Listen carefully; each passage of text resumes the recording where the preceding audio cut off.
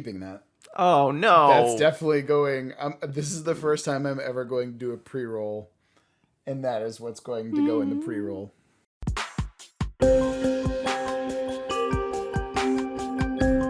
Hello, friends. Welcome to Worldbuild with Us, the podcast where we collaboratively create fantastical worlds with help from you, our listeners. My name is Rob Hilferty, and I am here with Icarus Iconoclast, Chris Prunty. Okay, yeah, I like that. In our last episode here on Earth 1218, we talked all about the multiverse, creating a near infinite number of the Land of Thousand Gods. We also talked about the cycle of life and death, while reintroducing the multi-universal threat that is the God Blob and his necromantic minions. In today's episode, we finally get around to describing the current state of the world, introducing some nation-states and dramatic events that play a key role in shaping our political climate. Chris and I have each brought one nation-state and one major event that's currently affecting the world, and together we're going to make it all fit. But before we get into that, we actually got an incredible piece of listener mail that I'd love to get into. The email was sent in to us by a listener named Asmore and has been trimmed down a bit because it was bursting at the seams with so many good ideas. But Chris, why don't you go ahead and take it away? He wrote us, I like the idea of intelligent undead being its harbingers, but that raises the question, if it's an all-powerful, all-consuming being, why does it even care? The fact that it sends out these forward scouts implies that it has some sort of requirement that must be met. Maybe it needs a critical mass of followers before it can invade, for example. Yeah, and this is something that I wanted to... I guess that I didn't really explain my ideas as well as I thought I did in the last episode, but that is something that I really wanted to get into, was the idea that, yeah, that there is a requirement that is going on with the God Blob. Or as Asmore actually puts it, he names it the Apotheosis, which I'm going to use from now on because I think it's a cooler name than the God Blob, at least for the purposes of this podcast. The other thing that I wanted to get into is the origin of the Apotheosis itself, which is it just started as any god in any other multiverse and just grew and kind of started consuming until it realized that it is just one planet down and then starts going to the next multiverse over. Ironically, it started out as a god of community. I can see why. I mean, yeah, why not, right? Yeah. Yeah, I think that's another thing that we should talk about is, yeah, gods do get twisted in their ideals. You know, like they start out as a community and then become a mockery of it. You joke, that's actually not a bad idea. Like that's not a, like to... Oh, yeah, especially around like the fourth god. It's just like, everyone should experience this. Yeah, it's bliss. When we get into our episode, you'll see what I'm talking about. Oh. Yeah. Anyway. Continue on with that email. But while there's no start to the planes, there has to be a start to the God Blob. It has to come from somewhere, and if the planes can only be traversed in order, that means everything behind it is completely untouched. But the people that die in those untouched planes, their souls have to jump forward, pass through the countless devastated planes to finally reach an inhabited one. What if traversing through these devastated planes ravages the soul? Very few of them manage to make it through the gauntlet of devastation. Of the ones that do, most are captured by the God Blob and are used to make its undead legions. But a few of those souls that survive the waste, elude the God Blob, and manage to make it into the new world, these souls are damaged and no longer capable of creating life as they once did. So they come back as, drumroll, The Ashenborn. The Ashenborn. No longer able to traverse the planes, the Ashenborn are stuck wherever they end up, and that plane is inevitably devoured by the God Blob. So thank you again, Asmore, for sending this really thoughtful email. There was a lot more to it than this, but these are the kind of the cherry-picked ideas that I wanted to talk about today. I really love a lot of these ideas.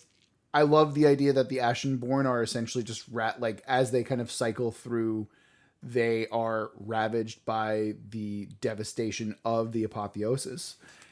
And I think it makes a lot of sense. Now, going back to the threats, that was actually one of the things that I depicted about the animals that probably go through the Ashenborn process. That's a great... Yeah. So they get the anathema, right? Yeah. Yeah. So these things are... It's not just that their minds are destroyed or that their physical bodies are destroyed. Their soul is being corrupt and ripped apart as it's traversing through the wheel of the multiverse. I love this idea. one thing that I wanted to point out is while I think that this is basically the new canon from here on out, I still want it to be a mystery in world. I don't want the Ashenborn to know what's going on because that kind of tips the hat to the apotheosis a little bit too much. And I like the idea that at least in this current plane of existence, the apotheosis is still kind of an unknown. It's not entirely... Yeah, I'm fine with maybe a slighter, greater amount of the Ashenborn being the Doomsayer prophets or anything, but I mean, they have also died. That seems baked in almost. Yeah, I also just like the idea that they're still able to die and come back in that same plane of existence. I still think that all of the previous hooks still exist. And again, the length of time that exists between the apotheosis happening and everything like that, and the anchors and everything, I think it all works really, really well together. I just realized that's like a weird PTSD of souls where they're stuck in the same moment after being ripped apart. They're like, no. We finally stopped being ripped apart. Yeah. We are now here in this plane. We're staying in this plane. And they're safe. Oh, that's really tragic, actually. Yeah. Wow, that's pretty sad. Asmore, thank you so much for such a great email. I really appreciate it. And if you want to send an email full of incredibly creative ideas, you can send it to worldbuildwithus@gmail.com. Now, Christopher, let's go ahead and get into the main topic today, which is all about the current political state of the world of 1,000 gods. Do you want to start with an event or your nation state? I wanted to start with my nation state. By all means, go right ahead. So? Oh, before we get going, excuse me. Before we get going, I did want to mention that we're going to be we've already created our nation states and events. Our job today is to put it all together and have it make sense and then expand upon it as we normally do. Christopher, take it away. While also not knowing what the other person wrote, so it's kind of exercise in that. Exactly. It's always fun because I have no idea what you're coming to the table with. The nation state that I created, which, as always, I have a hard time with a name. Again, proper nouns are nouns are always set later. It's fine. But it was going to be led by a pantheon of gods. Several gods that have gotten into a familia-like allegiance with each other. Mm-hmm. And these gods were going to be the god of knowledge, the god of records, the god of contracts, and the god of wisdom. All very knowledge and okay. Yeah. So all kind of aspects of a knowledge deity or like some sort of intelligence god. But the twist or the thing that happened to this allegiance is one of them died. One of them was killed in a war with another nation, another god or anything. And it was the god of wisdom. Mm-hmm. And so the god of what was knowledge, what was records and contracts, then bound together into being what they call, the working title is Vengeance Pact. They swore allegiance. They vowed not to forget and to avenge their fallen familial link. Mm-hmm. And so it became where their temples were once libraries. It became halls of where they would record the laws and the crimes committed by those in their lands and in other lands. And in a sense, they became both paladins and bounty hunters for many different areas where they seek out the wrongs of others and to punish and to capture. Okay, so this is it's still a pantheon. No divine coalescences here. No, they like their independence a little bit. Okay. And also, maybe at this point things have gone wrong and they're like, Sure. So what kind of a political system are we working with here? I wanted to go with theocracy. So a theocracy, like a council type thing where there's a representative for each of the major gods? Yes. Okay, understood. Now, so this is essentially a council of vengeance, a council of spite, a council of petty grievances. Okay. Not so much petty grievances. No. I joke, of course. It's not petty, but yeah. What are we going with here exactly? I did want it to be kind of a court of justice. So yeah. While none of them are a god of justice, I feel like even if the gods aren't about that, they can have this sense of feeling of it just like, no, something wrong was committed. Morality does have a place. You may be the god of contracts. People should keep their word. You are a god of knowledge. You know what right and wrong is. You are a god of records. You know what people have done. That's really interesting. And I can see them justifying I can see them justifying how they could see how they think themselves right, because we have everything except wisdom, and by all means, I mean, we are carrying out wisdom's work in their Through absence. these actions. Exactly. And Exactly. I also wanted to play on the whole lawful stupid kind of thing. They lost wisdom, so sometimes they're a bit of the means don't justify the ends. Not always. Yeah. Okay. They are like, it is better to sit idly by and respect that other nation's autonomy than to unjustly invade them. Okay. Now I see them kind of, and maybe I don't know how you see them necessarily, but I see them kind of like an order of knights, or at least maybe that's a really powerful aspect of their armies. Is essentially like, okay, you have a squadron of knights and they are coming together. They are forming something greater than they would normally be. Like imagine different ideals all coming together, and so it's like, oh yeah, just as though, when we get together as gods, our ideals are Our God- followers will do this. Exactly.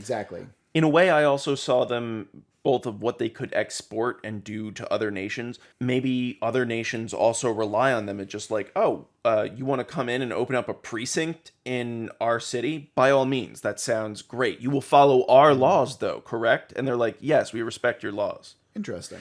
And on top of that, I also kind of viewed them in the freelance Pinkertons-like aspect. I could see that as well. Of where someone could hire them and be like, listen, this has happened, and they'll go over the records of what they have and be like, all right, yeah, no, you were wronged, both morally and through the law, so we got your back in this. All right, I don't want to call it a crusade, but they're like, just like, get the boys together. That's actually what I was going to say. So are they mercenaries, or are they just known to mete out justice where they see fit? So in a realistic standpoint, I believe that they have to take some sort of contractual work.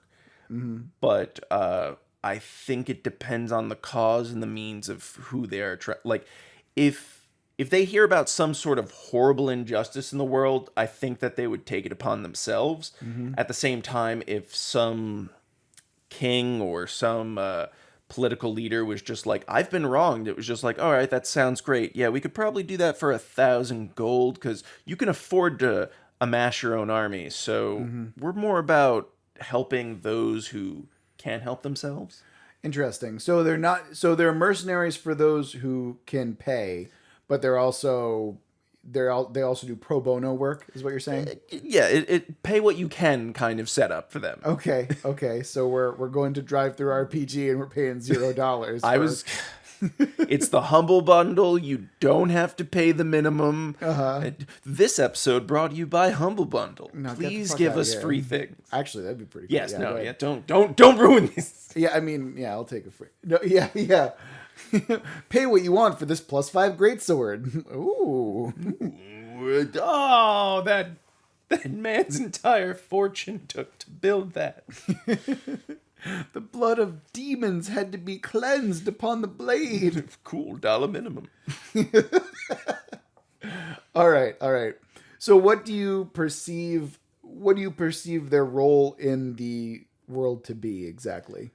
They sound like good guys, but they also sound like kind of good guys, not necessarily staunch good guys. This was my attempt at good guy and not being the classical, for all intents and purposes, for a character that I used to play, the Julian good guy, of where where he just thinks he's good, but he's actually a monster.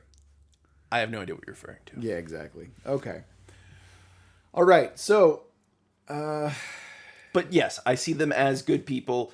I like to believe that the higher up and the closer you get to the actual church, the more you have the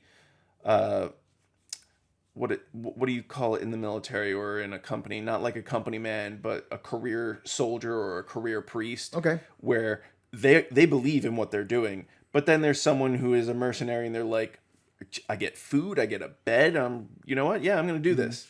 So what has stopped these people from taking over more parts of the world exactly? For the same reason they haven't done the coalescence with each other. They still respect the autonomy and freedom of others. Oh, okay. Now, I have to ask, what happened? And we can leave this blank for now, but what happened to the god that murdered the god of wisdom? I want to believe that a crusade has been ongoing against them, but I want it to be that it's a little bit more than what this joining of gods can take. Maybe it's a god of coalescence that they have to fight. Maybe it's something like the undead lords that we've spoken about before, where, then we have the lawful good fighting the undead, which is just, a neat little... Yeah, and I think the idea that those undead lords that we were talking about weren't even necessarily evil can also bring into the fold maybe this god of wisdom was playing some kind of political game with the pantheon that it's involved with. Maybe it wasn't as good as the other ones, and it just kind of got wrapped up. Oh yeah, because they weren't naturally gods of justice or good or anything. So Right. It could be a god of wisdom. Oddly enough, in a lot of mythology, is also, when I was looking up, because I wanted to come up with a pantheon first. Knowledge gods are very good, but some of the ones that are for wisdom are like Loki and other ones that are very trickster gods. So Oh yeah, Anansi, I think, is also yes, yeah. he was on there. Which maybe the god of wisdom's not even dead. Oh wow. Okay, so maybe this isn't even a god of wisdom that we're talking about. Oh yeah, it could be a trickster god. Yeah. Funny enough, well, actually, isn't Odin also the god of wisdom because he rips his eye out and puts it on the well? Down the well. See, this is where multiple gods can be things, kind of like god of knowledge, foresight, but Fair that's not quite wisdom. Okay, yeah, that's fair. Now for mine, I was hoping you'd segue me, but I'll do it. Oh, I'm sorry. No, Sorry, I it's, didn't say. it's fine, Christopher. I mean, Oh, that reminds me. So, what's your nation state, Rob? Christopher, I have a question for you. Do you walk the path? Yes, the Luddic path. The Luddic path? Yeah. I don't know what that is, so I'm just going to keep on moving. I have chosen to establish the Path of Thorns. Now, the Path of Thorns started out as two disparate groups of Spriggans who were not just Spriggans, but the majority of the followers were Spriggan. And they suffered terribly under the lash of a despotic tyrant. This was, years ago. Yeah, no, I'm just, that's fine. Chris and I'll One were stall for worshippers time. of the god of Make sea. all the noise you want. The other were worshippers of the god of fangs.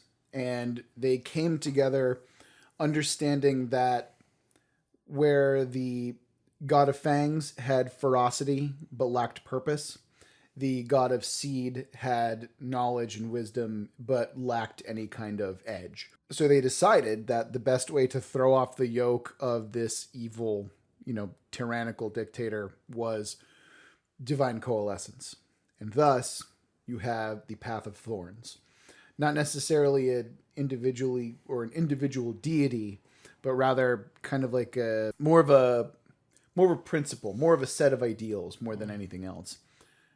What happens, again, mostly led by Spriggans, these are individuals who believe that freedom and equality matter. So they are extremely anti-slavery, anti-capitalist, anti-exploitation. More than anything else, exploitation is what they find to be abhorrent. Did you make a bunch of communist druids? So, yes, I did. It's more than just that. I wanted there to be I wanted there to be not just a revolution in terms of a physical sense where you have the downtrodden who are casting off their shackles, essentially, but I also wanted it to be a sense of ideological revolution as well. I wanted there to be something kind of revolutionary in the talk, in what they do and whatnot. And this is where they've evolved, or this is what they've evolved into. The Path of Thorns are actually a collective of gods more than just the divine coalescence. The divine coalescence is the main idea, but their influence expands greater than that. And they have a bunch of smaller gods that also fit under the umbrella of the Path of Thorns. And they're totally okay with them essentially following the path with them. But like your gods, they also don't require a divine coalescence as well. They're totally fine as a coalition as long as everything is, kind of in order.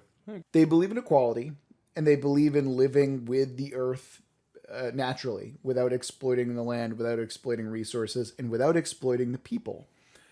And one of the things that I wanted to focus on was that they believe in peace more than anything else as well, but they're prepared for war. The idea that I had was, okay, they're coming from the god of seeds, and what do you do with seeds? You plant them. You're planting seeds of revolution. So their main weapon on the political stage, much like the Bolsheviks of the 1920s and whatnot, are ideas.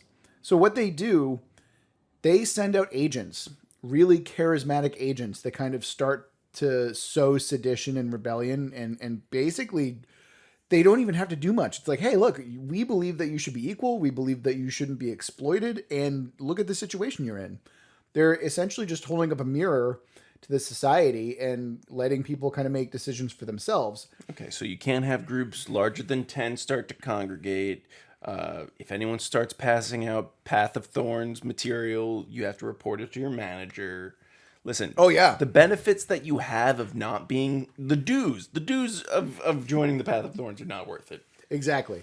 They're essentially union. They really just want what's best for the individual. And the God Pact, those who have been God Pacted, they are the de facto leaders, although they often defer to a council of elders and representatives. They are de facto leaders, but they aren't the final say. They're not the only ones who are making decisions, because it's important to show that we all walk the same path.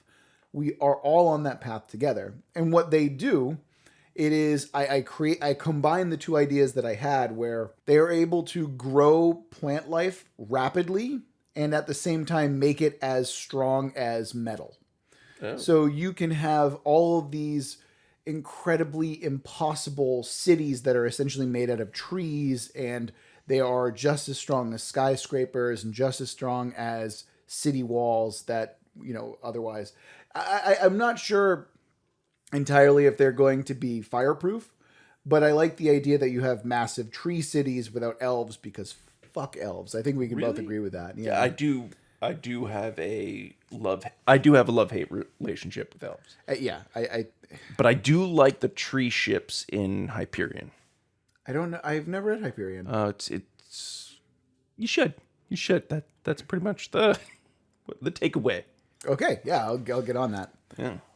Anyway, I like the idea that, and one thing that I didn't mean to, but I created an event in World as a secondary event by mistake. And what's happened recently, and this is to show, like, look, these are peaceniks, right? They believe in peace, but they also understand that they're ready to fight. Like, one of the things is, one of the aphorisms that they have is, where our words fail, our swords will not. So they're plowshares into swords when they need to. But I think it's more like walk softly and carry a big stick, kind of like Teddy Roosevelt. I wish I was wearing my Teddy Roosevelt shirt right now, actually. Yeah, so they believe in walking softly, carrying a big stick. And this is the thing that I found interesting, is they're still going to seek out evil and corruption and take it down. And what happened recently, so they come into conflict with this monarch who is a failing monarch, starts becoming indebted to the Sireni Consortium, which is what I'm naming the Beekeeper Guild from previous episodes. Starts to become indebted, and so in a desperate attempt to kind of recoup losses, starts to sell his people in slavery. As you do. I mean, yeah, what else are you going to do, right? But the Path of Thorns recognizes this and says that's not going to happen, and it just invades. Like, starts with, their kind of peace talks as much as possible. When those fail, they come in with an army, and they have sacked and now taken over that monarchy. As a result, they now have a fairly large expansion to deal with, and they are now stretched pretty thin because they're not supposed to be expansionists for the most part, right? So they're dealing with all of the things that come with overexpansion, which are you don't have as many troops, and so the roads start to be a little bit more dangerous. You have rumors that the Sireni Consortium are trying to get some of the money that the monarchy owed them back, so they're funding thugs and bandits and all sorts of Highwaymen and royal loyalists to the previous monarchy to kind of sow chaos in hopes that the Path of Thorns will just sell them the land. And so that's where we are now. Yeah. One of the questions that I would have is, so the Path of Thorns is a nation, because it sounds more like a political movement.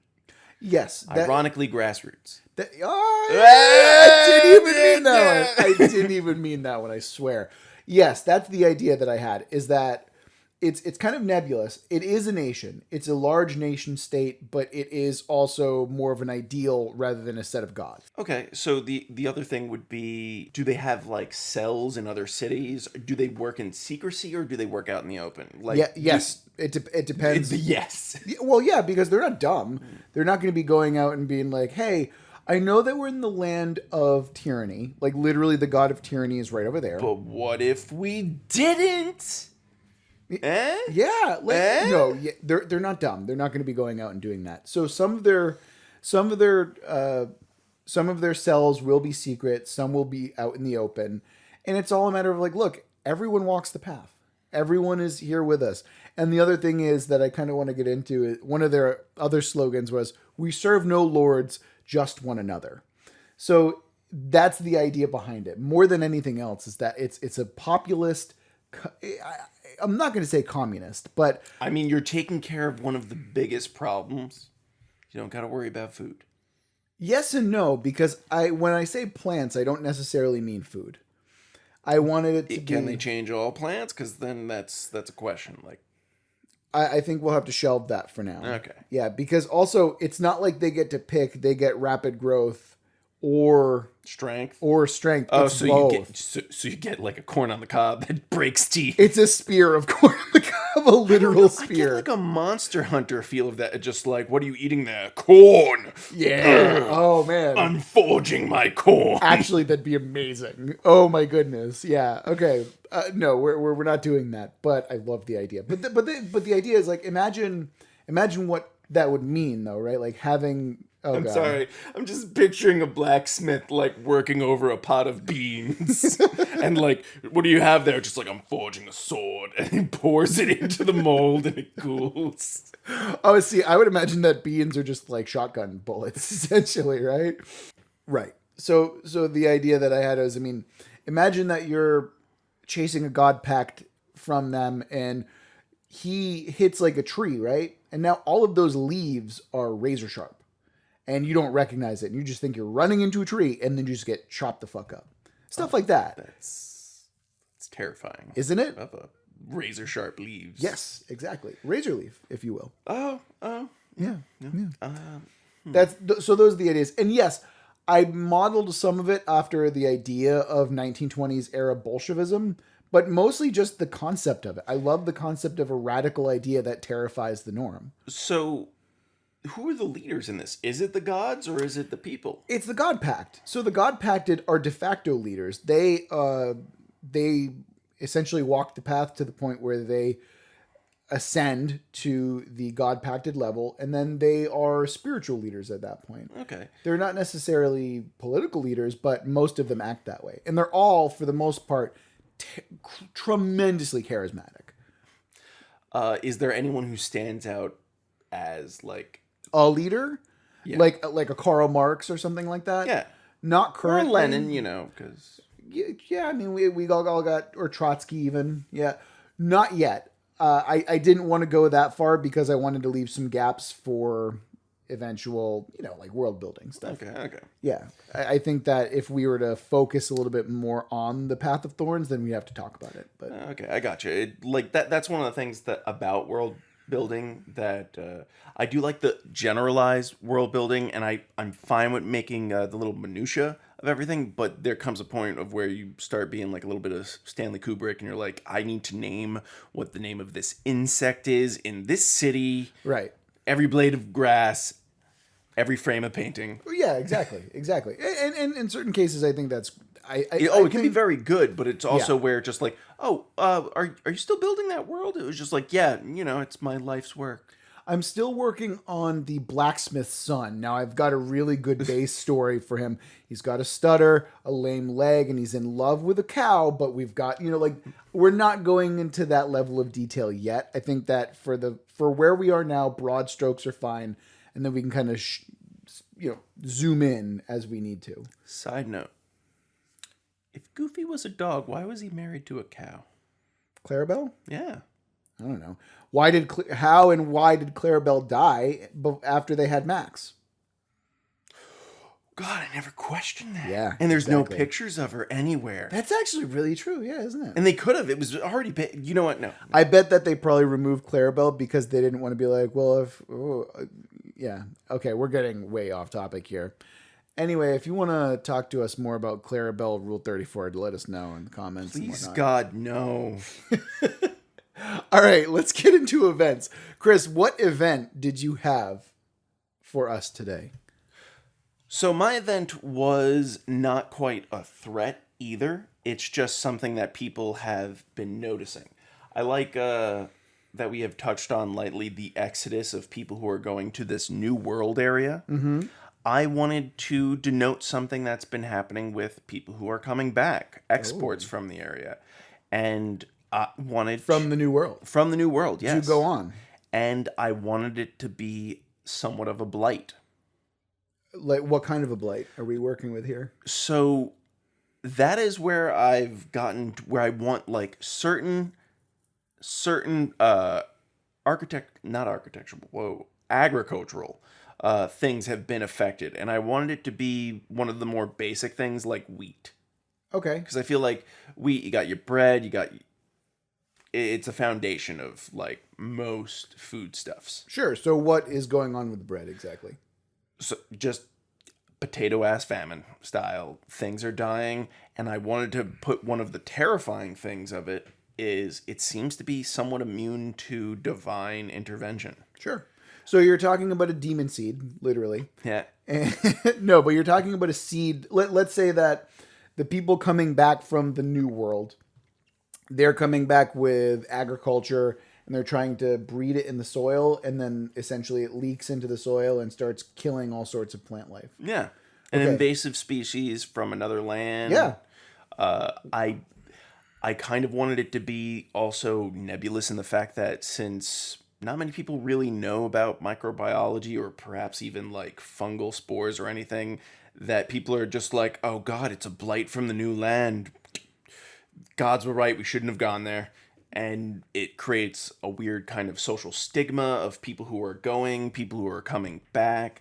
What originally was like a robust trade from, I'm sorry, at the time I didn't have a name for them, but Beekeepers Guild had kind of like a East India Company. CRNE Consortium, thank you very much. Consortium? Yeah, it's a trade consortium, yeah. But I know that they had like an East India Company trade thing going on, and that was like a new, like I'm sure the continent has all these fancy things like tomatoes and potatoes. Corn, it's amazing. Everyone wants come on. Amazing maize. Okay. That's sad to have on recording. But I wanted it to now have a stigma that follows that people don't want to. Oh, I get it. Fuck you. I get it. Just fuck you.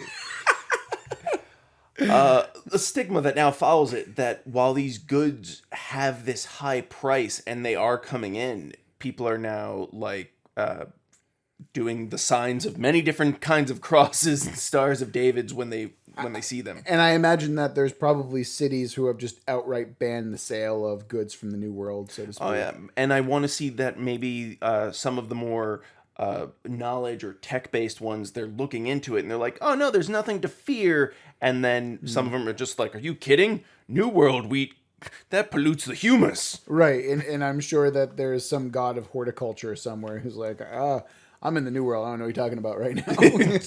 What? So I really enjoy that idea because I appreciate threats, air quotes there, where it's a matter of, this isn't so much a direct threat to your livelihood, but it kind of is if you're like a farmer. It kind of is if your people are starving. And how widespread is this blight? Or is it a matter of those who've tried to cultivate the wheat from the New World? It's people who have tried to cultivate the wheat from the New World, but also it has cropped up randomly in different places. Once again, batting 1,000. Cropped up. I also wanted it to be... The idea came from is... viticulture that was really affected by the New World when we brought over, and then like the wine blight of throughout Europe. Oh, I don't know about that. Tell me about that. So when we settled in the New World, like Concord grapes and everything had these like little mites or not parasites. What am I trying to think of? An insect that ate them, and we took them back to Europe, and European crops were devastated. Only wine crops. And so really? There's so much like wine culture that, because now you have to like fuse them together. This is now a podcast about wine. So you have to bind them together, and like there's this whole thing because American style grapes or anything are typically not like good, whereas European grapes have been cultivated for so long and have the taste and the flavor, and now you have to like slice them together, bind them, and have them grow because the roots and the bark of the American ones can survive, but you want the taste of these ones. Oh, no kidding. That's really fascinating. I had no idea about that. I'm not sure how much of that is bad science that I've regurgitated from a memory. Most of it is my guess. No, all of it. Verbatim. Yeah. One of the things when I was in, I think I was in Wales. This is like 2001, I want to say. And one thing that I remember doing is I was over there for like a young ambassadorship program and stuff like that. And one thing they had us do was go to this massive forest and just chop trees down and deforest as much of it as possible. What had happened is some duke or royalty or something like that had found a particular plant that they really enjoyed, and that plant found that Welsh soil was incredibly good for it, and it went from being like a little shrub to massive trees that just overran and killed most of the other plants around it. And so they had teenagers like myself at the time just start chopping down trees, burning them, stuff like that. I actually find that to be really fascinating. Yeah. I'm pretty... I know that Australia is just chock full of, they have a huge problem with, I think, rabbits. Yeah, and then there's that Simpsons episode, too, with the frogs and everything, right? Oh, yeah. I just find it a little bit funny because Australia is just filled with things that I am terrified of and can kill me. Yeah. But rabbits somehow are just like, oh, no. Well, I imagine that they're just... they breed. They breed like crazy. Exactly. And there's probably, ironically, there's probably not enough natural predators for them. And so they're like, oh, God. And also, I really wanted to have one of the events that was going on be the New World. Because eventually I want us to branch into that. I don't know what's there. What are we going to do with, Yeah, that's actually one of the things that I wanted to kind of build into my event as well, is something new. Like what we talked about when we were talking about timelines and eras and stuff like that is the 1500s were times of massive change. And I love talking about times of massive change. When we're talking about the New World, the type of stuff that you're talking about is what I want to explore. And I know that we talked about in our second episode, we talked about the very first divine coalescence. And so for my event, I wanted to do the opposite, the first ever divine schism.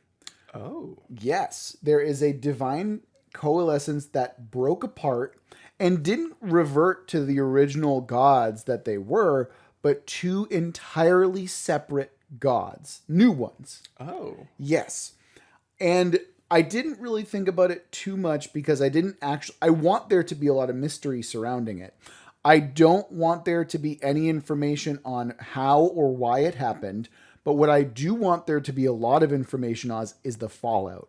So immediate civil war, immediate, like imagine like within the first couple hours, that city goes up in flames. Because God, the riots. the riots, no one knows what's going on. There's chaos, terror.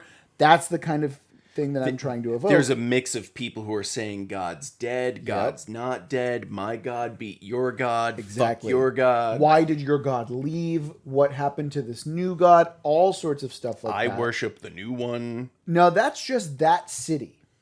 Imagine what happens when the news of a divine schism ripples out into the world when it's never happened before. Imagine the fear and anxiety and the fallout of that concept in a world where divine coalescence is important. We could lose our God. We could lose both our gods. Exactly. What happened? We need to know what happened so it doesn't happen here. Exactly. And that's what I was trying to get at. This is the idea that I mean, revolution. We're talking about brand new things that have never happened before. If we had a divine coalescence, why not a divine schism? My God. Schisms are always fun. Exactly. And so that's kind of what I was rocking for right now. Rocking that schism. Yeah. Yeah. All right. So now that we've got our ideas down, how do we stitch them together and make them functional? Where do our nation states kind of account for one another? Actually, I've already got an idea. So I like the idea of your famine affecting the Path of Thorns. Maybe part of the reason that they're having such trouble with the expansion of land is because of this new blight that's come in.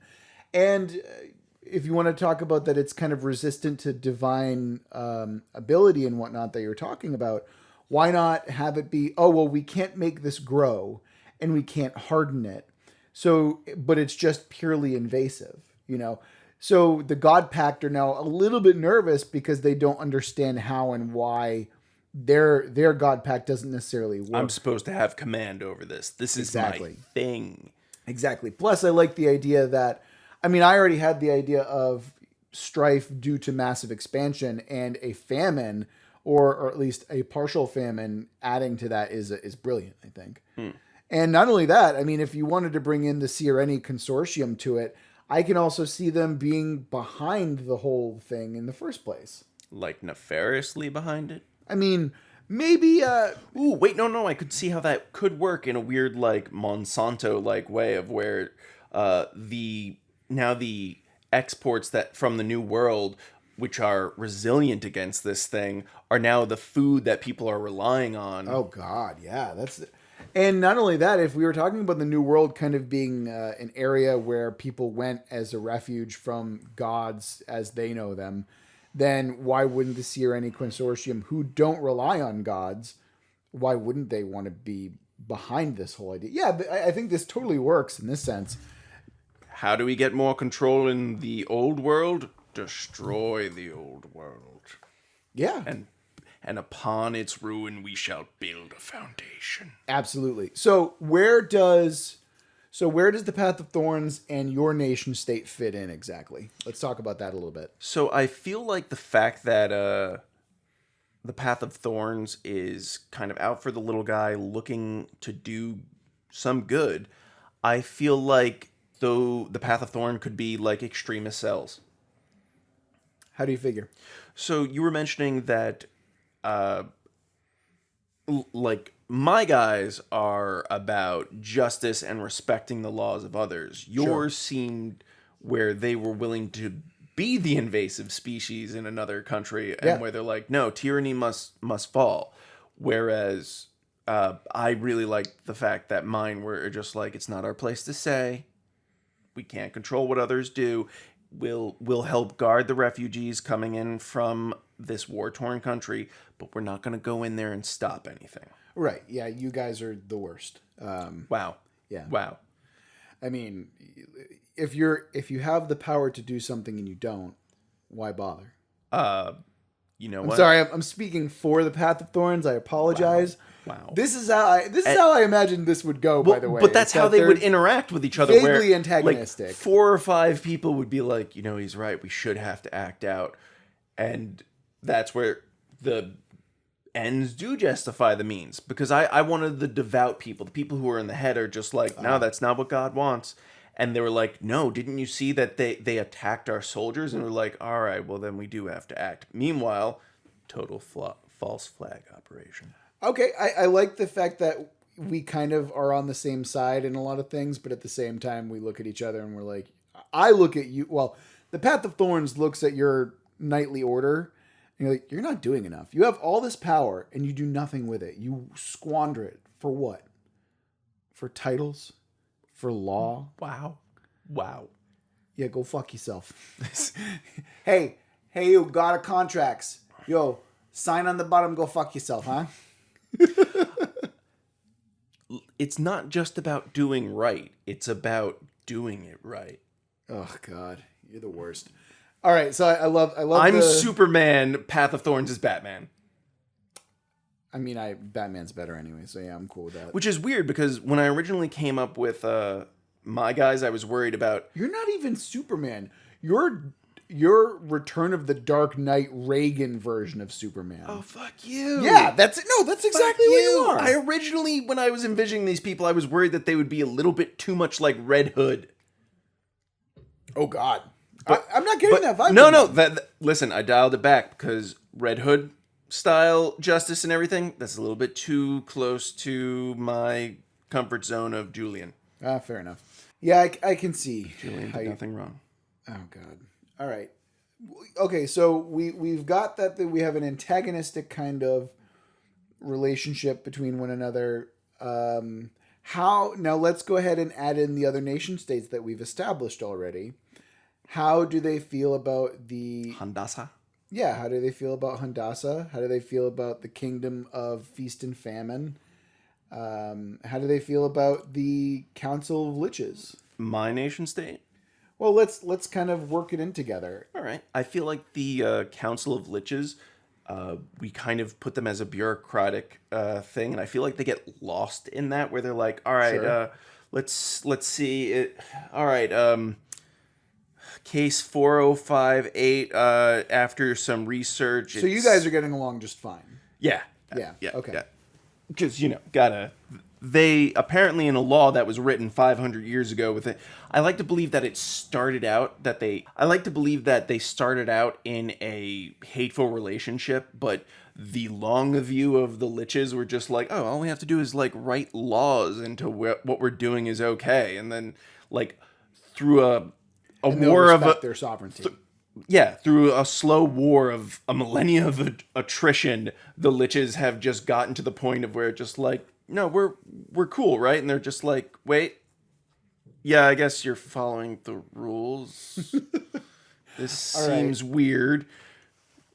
Meanwhile, I feel like engineers and everything, that they would get along fine. Mm-hmm. If there's ever a time and period where Handasa kind of breaks the rules of nature, I think that might come up. But the fact that they are knowledge gods, or were originally gods of knowledge and record keeping, I think they'd get along just fine. Okay.